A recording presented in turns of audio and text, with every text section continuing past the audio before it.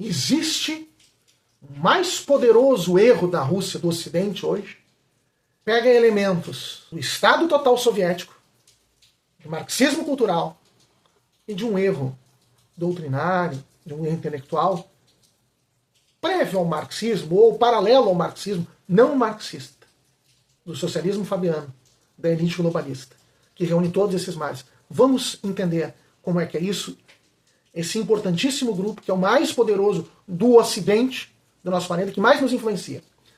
Vamos ver sobre isso. Vamos juntos.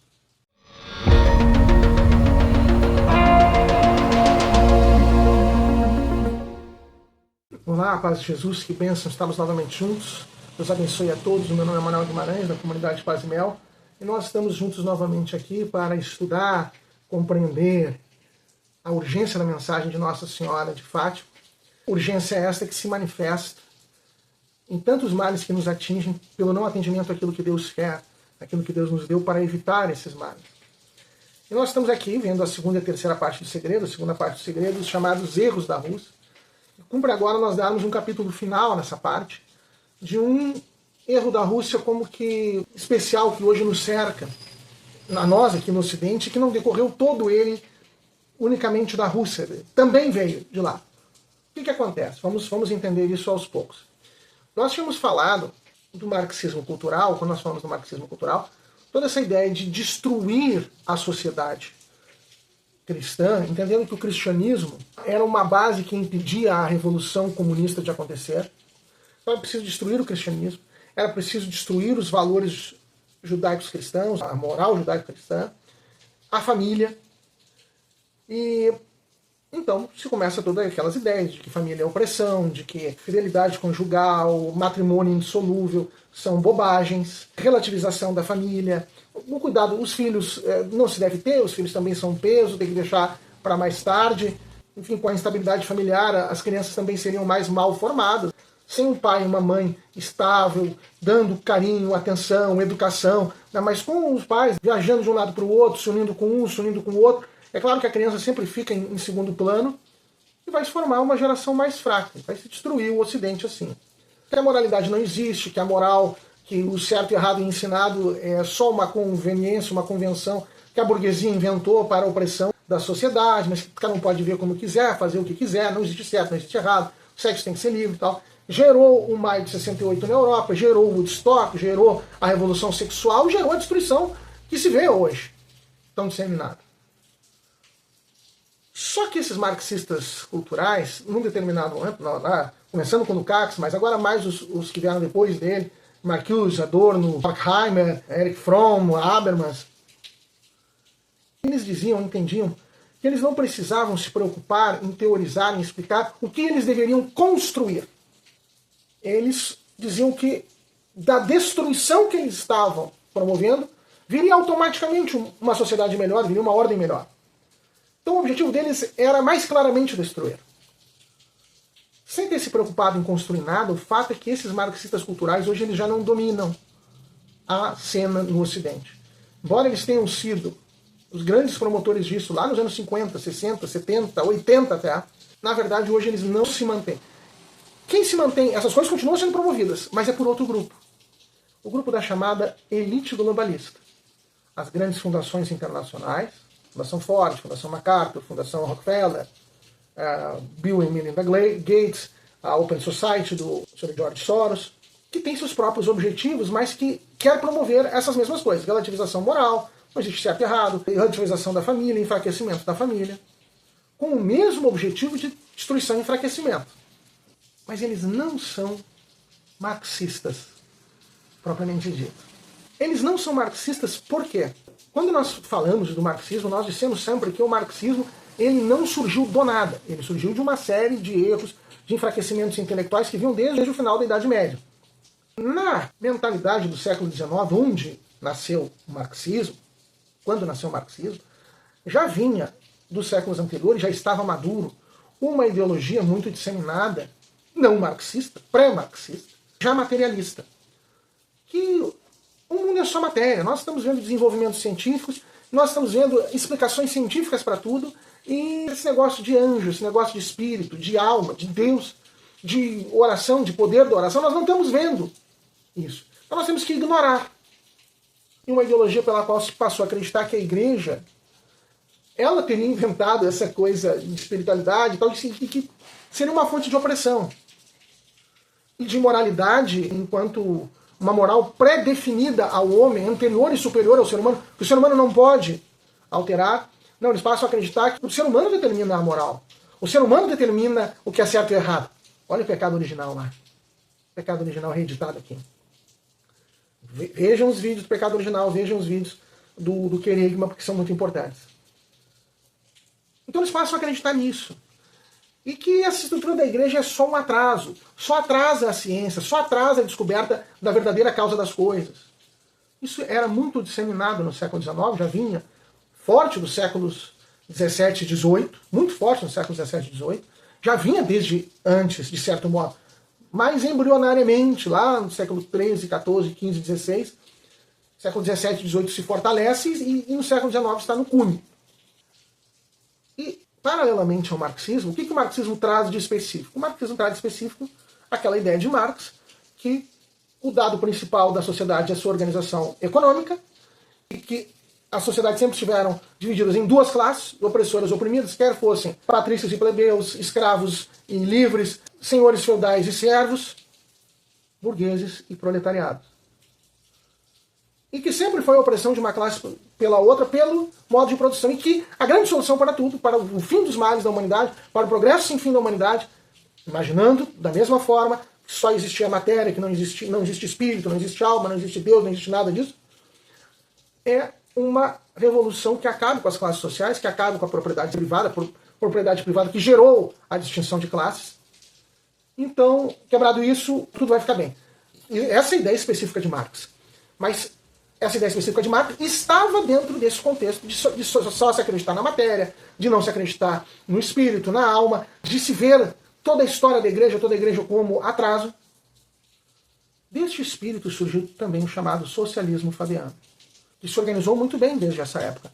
O socialismo fabiano, que não acreditava nessa questão de sociedade sem classes e fim da propriedade privada. Não, ao contrário. Seus grandes dignatários eram as elites financeiras.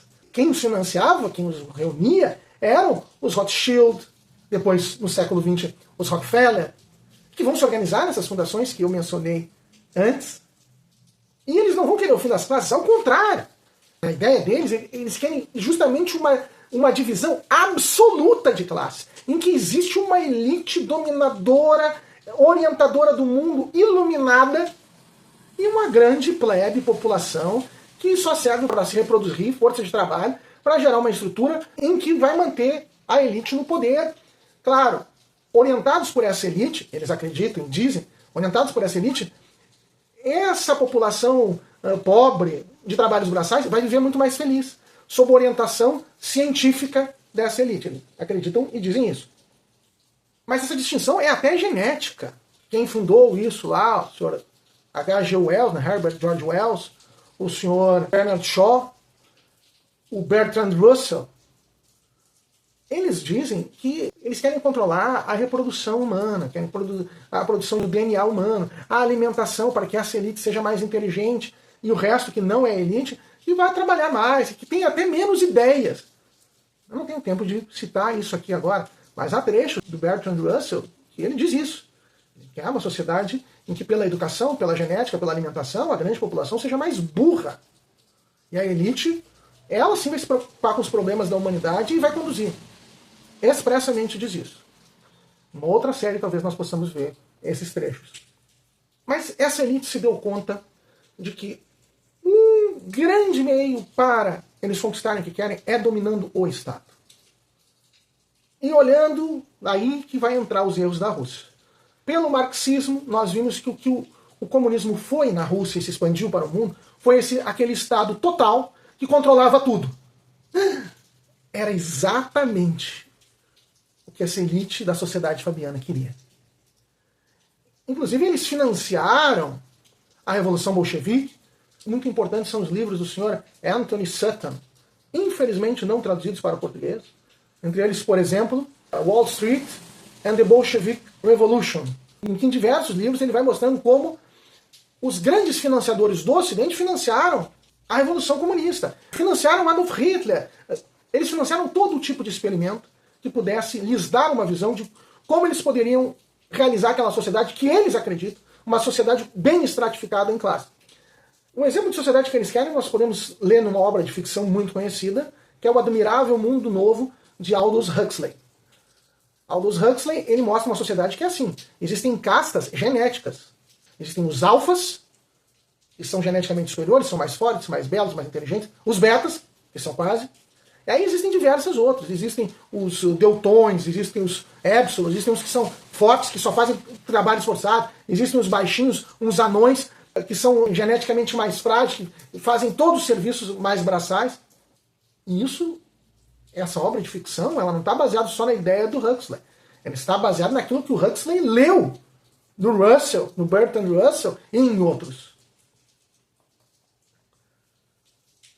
Então, essa elite globalista das grandes fundações, que vem da sociedade fabiana, que vem dessas ideias, olha para a Rússia, para a União Soviética. Nós precisamos de um Estado todo-poderoso assim. Esse pessoal que já passou a reunir, os intelectuais eram esses: Russell, Bernard Shaw, H.G. Wells e muitos outros. Mas os financiadores, os dessas fundações todos, Rockefeller, os Ford, os MacArthur, vai se unindo. Hoje, Bill Gates, é muito mais recente, mas vai se integrando nessa ideia. Precisamos de um Estado todo-poderoso. Então vão criando formas de agigantar o Estado, pela burocracia, vão criando um super-Estado que quer dirigir a população tanto quanto o Estado comunista soviético dirigia a população russa.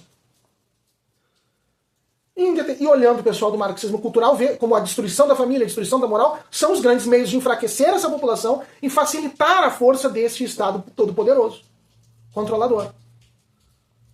Mas não, isso é teoria da conspiração. Não é. Leia Bertrand Russell. Leia a perspectiva científica do Bertrand Russell. Leia o impacto da ciência na sociedade de Bertrand Russell. Leia a Conspiração Aberta de H.G. Wells. Você vai ver que eles diziam isso. Leia, não deixe de ler O Admirável Mundo Novo.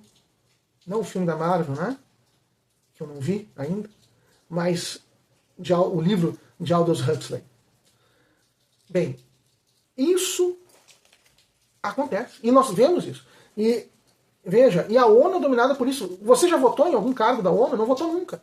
Porque os dignatários da ONU são indicados por esses grupos que controlam as nações, das grandes fundações, que se reúnem lá nos grupos, o grupo Bilderberg, a Comissão Trilateral, o CFR americano, o CFR da Europa, o Clube de Roma, o Clube de Paris.